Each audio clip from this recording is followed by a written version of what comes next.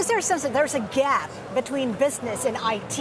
I mean, businesses don't seem to be spending enough to ensure that they're safe.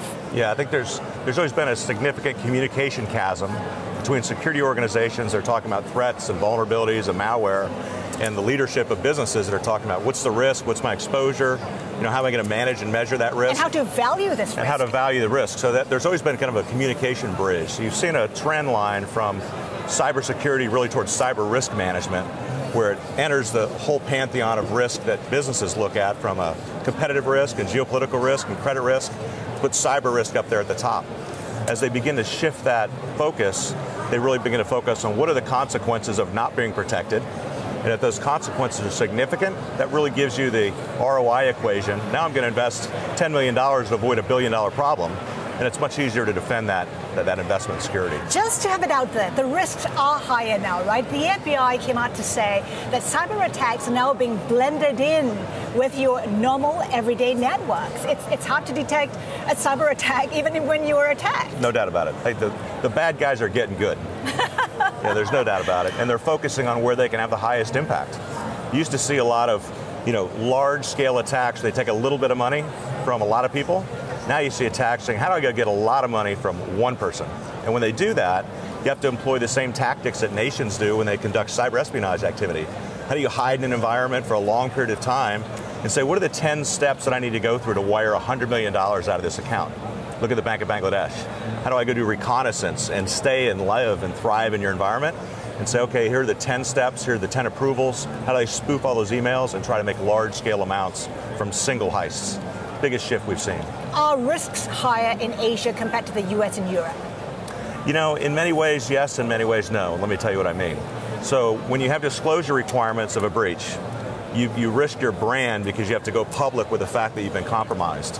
In many parts of Asia, you don't have the same disclosure requirements where people don't have the same brand impact. So they might have had a breach and they can go and remediate it very quietly, and they never disclose to their customers that they were impacted and their customers' information was at risk.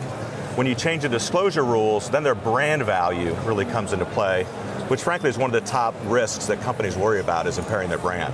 So what are the other threats in the next 12 to 24 months? What should companies and governments be looking out for? Yeah, you've seen a real shift in terms of threat intensity around disruptive and destructive type of attacks. So folks that are coming in not just to steal money, but actually to destroy your environment, to overwrite your data.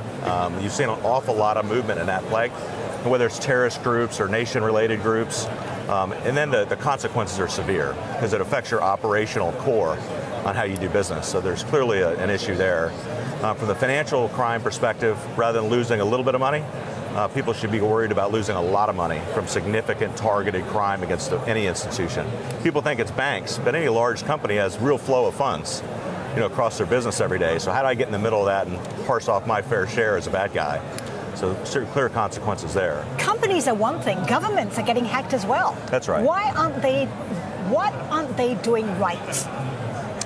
Yeah, well, you can't do the same things over and over again and expect different results.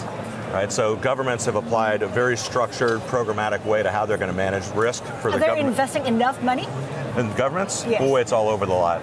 Some are really aggressively leaning in to manage that risk for their country. Others are not.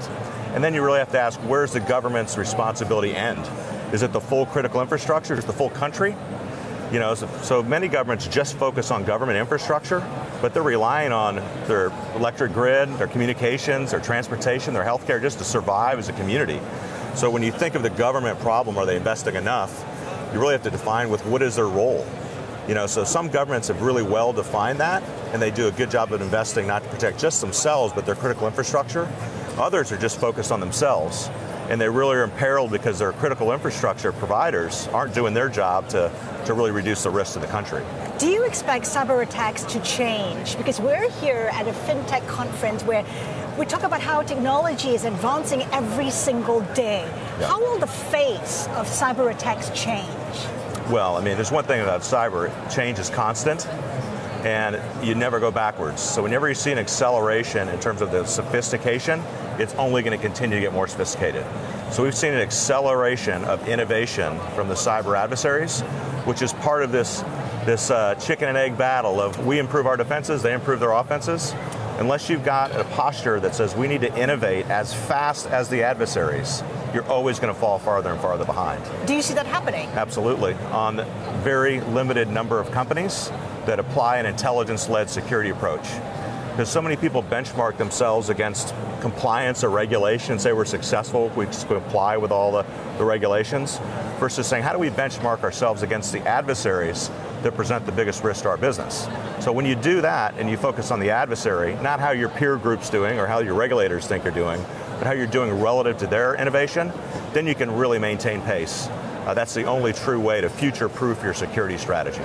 What does it mean for FireEye as a business? You've been losing market share because more and more companies are going into the same space. Yeah, a lot of the market share loss has been in the old legacy products. We're really gaining market share is using our intelligence advantage to differentiate all of our new age products. And we shift a lot of the value now just from not just the sensing technology, but also the intelligence analytics that allow you to make better decisions.